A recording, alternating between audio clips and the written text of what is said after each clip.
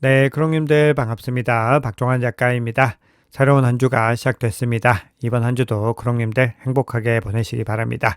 자, 중동 지역의 긴장감이 계속해서 유지가 되고 있는 가운데 국제 유가가 갑자기 또 크게 상승을 하면서 글로벌 금융시장의 변동성이 커지고 있습니다. 비트코인도 그 여파를 받아가지고 단기적으로 흔들리는 모습을 보였고 주말을 기점으로 해가지고 67K를 지켜내고 있었는데 월요일에 들어서면서 그 구간도 무너지는 모습을 보이고 있습니다. 다만 현재 온체인 지표상으로는 장기 보유자 매도세가 감소되고 있고 일부 수급 회복 신호가 동시에 나타나고 있기 때문에 전체적으로 지정학 거시 변수와 온체인 흐름은 엇갈리는 양상을 보이고 있습니다. 그래서 이런 시그널들이 단순한 변동성을 의미하는 것인지 구조적인 변화로 진입하는 것을 의미하는지 오늘 한번 점검해 보겠습니다. 네, 오늘 영상이 도움이 되셨다면 구독, 좋아요, 댓글, 알림 설정 정중히 부탁드리겠습니다. 네, 먼저 지정학적인 상황부터 간단하게 살펴보겠습니다. 미국과 이스라엘이 이란을 상대로 군사 공격을 확대하면서 전쟁이 9일째 격화되고 있고 테헤란의 석유 및 군사시설을 공격한 상황입니다. 자, 그런 가운데 트럼프 대통령은 이란의 무조건 항복을 요구하고 있는데 이란 대통령은 전국민 연설을 통해서 절대 무조건 항복할 수는 없다 이렇게 밝히고 있습니다. 동시에 이란은 호르무즈 해협 봉쇄와 에너지 공급망 교란까지 언급을 하면서 전쟁을 장기전으로 끌고 갈 가능성까지 시사하고 있습니다. 자, 이런 긴장감 속에서 결국 중요한 것은 유가인데요. 국제 유가가 올해 들어서 60% 이상 상승을 한 상황에서 갑자기 또 급등세를 보이고 있습니다. 그래서 제가 시황 작업을 새벽에 시작했을 때만 해도 배럴당 90달러였는데 현재는 100달러를 넘어서고 있는 상황입니다. 브렌트유 선물 가격도 배럴당 110달러를 돌파하면서 2022년 7월 이후로는 가장 높은 수준을 보이고 있습니다. 결국 이런 양상이 보인다는 것은 세계 경제와 금융시장의 스태그플레이션 우려를 키우는 중요한 요인으로서 작용을 하고 있습니다. 자, 그런데 이렇게 국제유가가 요동치는 상황 가운데서도 트럼프 대통령은 또 갑자기 쿠바를 언급을 하면서 쿠바를 우호적으로 인수하겠다 또 이렇게 밝히고 있는 상황입니다. 전체적으로 불확실성이 줄어들지 않고 있는 것을 의미합니다.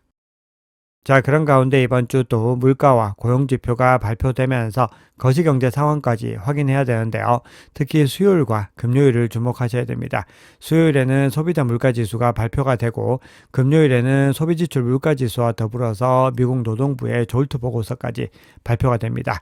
자, 그리고 다음 주에 FOMC 미팅이 예정되어 있는 가운데 현재 금리 동결 가능성이 95.5%로 집계가 되고 있기 때문에 사실상 확정적이다 이렇게 볼 수 있고요.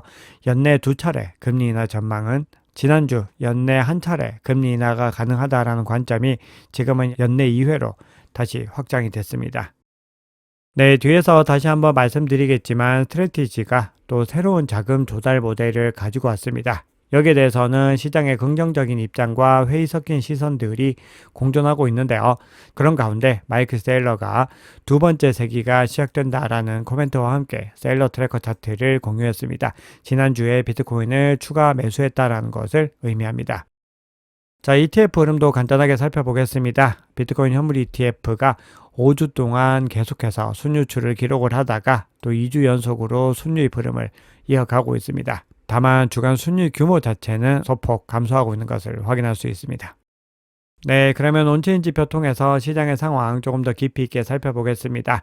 자, 현재 온체인 지표에서는 긍정적인 시그널들이 포착이 되고 있습니다. 그런데 중동 전쟁 확산에 대한 긴장감과 유가 급등 영향으로 비트코인 가격이 단기적으로 하방 압력을 받고 있습니다.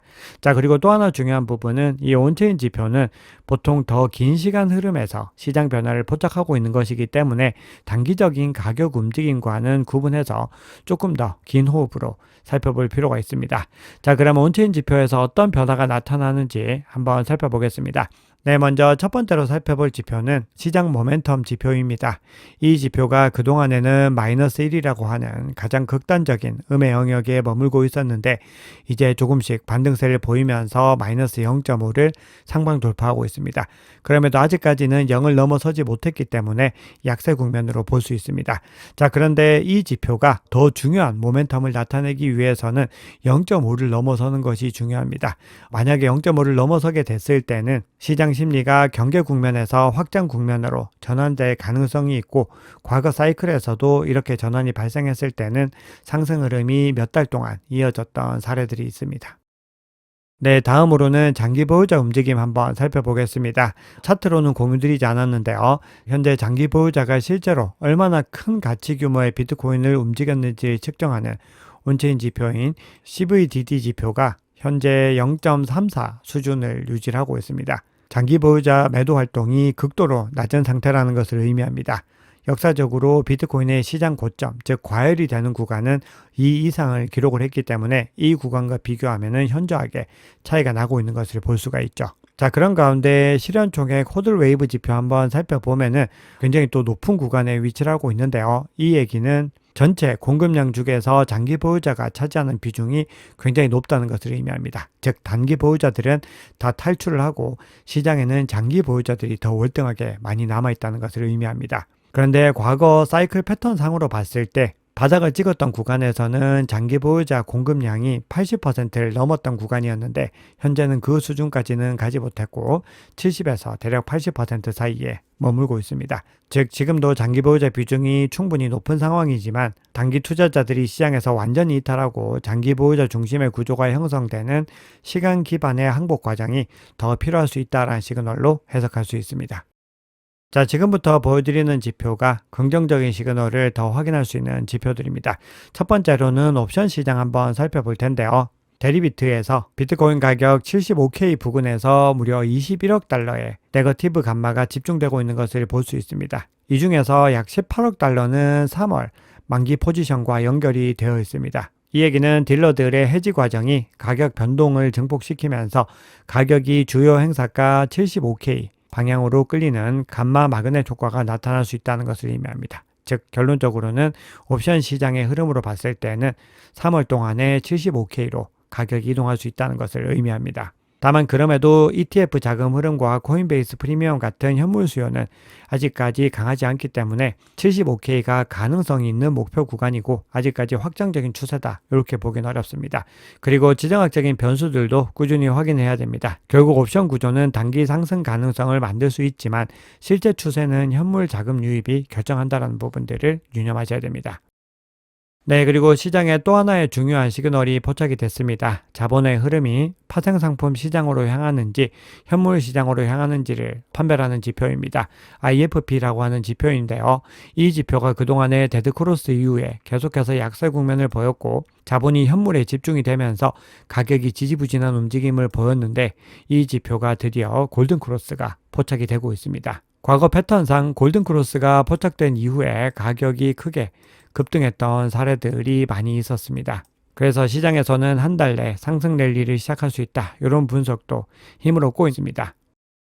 네, 다음으로는 비트코인 펀더멘털 지표 한번 살펴보겠습니다. 현재 비트코인 네트워크에서 잔고가 있는 지갑수가 5,845만 개를 기록을 하면서 계속해서 상승 흐름을 이어가고 있습니다. 채택이 계속해서 확대되는 것으로 해석할 수 있습니다.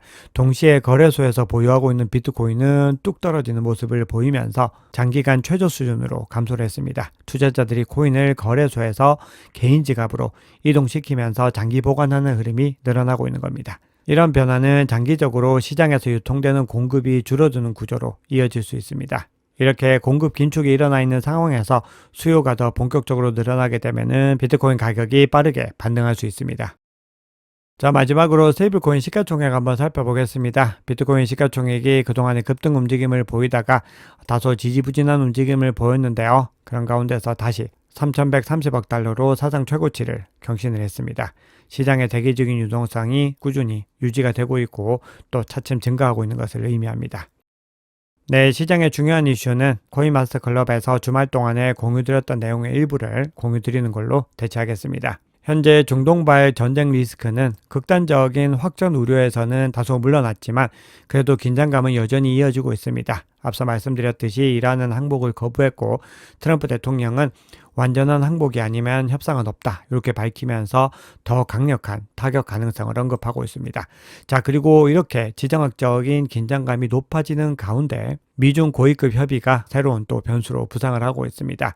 이번 달 말인 3월 31일부터 4월 2일까지 트럼프 대통령과 시진핑 주석이 정상회담을 가지게 되는데 그 전에 고위급 협의를 통해서 최근 관세와 기술 규제에 대해서 협상을 진행을 하게 됩니다. 자, 그리고 그동안에 또 전쟁 이슈에 의해서 잠시 잊혀졌던 정책 모멘텀이 또 다시 3월을 기점으로 해서 힘을 얻을 수 있습니다. 트럼프 대통령은 미국이 암호화폐 분야를 지배해야 한다 이렇게 주장을 했고, 크라켄이 연준의 마스터 계좌를 받으면서 결제망에 진입을 했습니다. 여기에 발맞춰서 미 의회가 암호화폐 시장 구조 법안 논의를 다시 한 번 더 탄력적으로 시작할 수 있습니다. 현재 폴리마켓 기준으로는 올해 통과 가능성을 73% 정도로 보고 있습니다. 자, 새로운 이슈도 나타나고 있는데요. 스트래티지의 세일러 창립자가 기업들을 대상으로 해서 비트코인을 직접 매수하라고 권하던 기존 입장에서 한 발 물러나서 연 11%대 고배당을 지급하는 스트래티지 연구 우선주 투자를 제한하고 있습니다. 비트코인 가격이 본인들의 평단가 아래로 내려오면서 보통주 추가 발행이 어려워진 상황이기 때문에 새롭게 나온 자금 조달 전략으로 볼 수 있습니다. 세일러는 이 정책을 디지털 크레딧이라고 부르면서 기업 자금의 피난처로 제시를 했는데, 월가는 이렇게 높은 이자 부담 구조가 지속 가능할지에 대해서 회의적인 시선을 보내고 있습니다. 그런 가운데 또 적극적으로 참여하는 기업들도 늘어나고 있기 때문에 현재 긍정론과 부정론이 팽팽하게 대립을 이루고 있다고 볼 수 있습니다. 그리고 이번 전략은 비트코인을 활용한 금융 구조가 이제 점점 더 중요해지고 있음을 의미합니다. 자, 그리고 세계 최대 자산 운용사인 블랙락이 사모대출 펀드의 환매를 제한하면서 시장에서는 금융위기가 온다 이런 또 극단적인 해석들도 나오고 있는데요. 사실 그렇게까지 해석하는 것은 시장을 공포감에 빠뜨리려고 하는 퍼드로 볼 수 있고요. 그럼에도 유동성에 대한 문제들이 또 제기가 되고 있고, 사모신용시장의 구조적인 취약성도 주목을 받으면서 이런 여파들이 암호화폐 시장에도 단기적으로 영향을 미칠 수 있습니다. 자, 그리고 마지막으로 국내에서도 디지털 자산 기본법 확장을 위한 시도들이 나타나고 있습니다. 당정 협의가 중동발 지정학적 리스크 대응으로 잠시 연기가 됐지만 정부안 발표가 임박했다라는 부분들은 계속해서 확인이 되고 있습니다. 만약에 통과될 경우에 법인 자금들이 본격적으로 유입될 수 있을지 여부가 가장 시장의 관심을 받고 있습니다. 네, CVD 지표와 코인베이스 프리미엄 지표 한번 살펴보겠습니다. 자, 바이낸스 CVD 상으로는 65K에 가장 강하게 매수벽이 형성이 되어 있습니다. 전체적으로 주체들 한번 살펴봤을 때 그동안에 작은 주체들을 제외하고는 물량을 던져내다가 요 구간들부터 해서는 점진적으로 매수로 전환하는 것을 확인할 수 있습니다. 그런데 유가가 또 갑자기 급등하고 있기 때문에 이 흐름이 어떻게 바뀔지 지켜보셔야 되고요. 현재 시장의 가격 하방 압력을 가하고 있는 핵심적인 주체들은 미국의 기관들입니다. 코인베이스 프리미엄 지표가 다시 음수 영역으로 전환을 하면서 하방 압력을 받고 있습니다. 네, 마지막으로 비트코인 차트 살펴보겠습니다. 비트코인 가격이 70K를 하방 이탈한 데 이어서 22평선까지 하방 이탈했습니다. 그리고 현재 주봉이 마감되는 시점에서 66K도 일시적으로 하회를 하고 있습니다. 즉, 그동안 시황을 통해서 상승 추세로 전환하지 못했다라고 말씀을 드렸는데, 상승 추세로 전환하지 못하면은 하방 압력을 받을 때 그 바닥도 더 점진적으로 낮아질 수 있습니다. 결국은 조정 국면에서 어디까지를 지켜낼 수 있는지 그 부분들이 중요합니다. 그리고 상승 추세 전환을 위해서는 스트래티지 평단가가 있는 76K 부근을 회복을 해야 됩니다. 현재 RSI는 이평선을 하방 이탈하고 있고, MACD는 아직까지는 강세를 유지하고 있지만 그 강도가 약해지면서 여기에서 다시 데드크로스가 포착될 가능성도 열려 있습니다. 가격이 추가적인 조정을 받았을 때 핵심적인 지지 구간은 65K이고, 그리고 현재 구간에서 가장 가까운 핵심 저항 구간은 68.5K입니다. 그 구간을 다시 회복해서 70K를 회복할 수 있을지 그 여부가 중요합니다. 자, 현재 시장의 상황 살펴봤을 때 온체인 지표상으로는 분명히 중장기적인 관점에서 긍정적인 시그널이 포착이 되고 있긴 하지만, 그럼에도 중동 지역의 긴장 고조와 유가 급등, 그리고 호르무즈 해협에 대한 리스크도 꾸준히 이어지고 있기 때문에 금융시장의 변동성이 비트코인과 암호화폐를 넘어서 전체적인 자산으로 확대가 될 가능성도 열려 있습니다. 그리고 현재 시장이 더 큰 하락 흐름 속에서 현재의 반등은 불트랩일 수 있다, 이런 전망들도 나오고 있기 때문에 현재 시점에서는 섣불리 가격의 흐름을 예측하기보다는 늘 강조드리는 대응 관점으로 접근하셔야 됩니다. 네, 오늘 준비한 얘기는 여기까지입니다. 여러분, 오늘 영상이 도움이 되셨다면 구독, 좋아요, 댓글, 알림 설정 정중히 부탁드리겠습니다. 지금까지 박 작가였습니다. 감사합니다.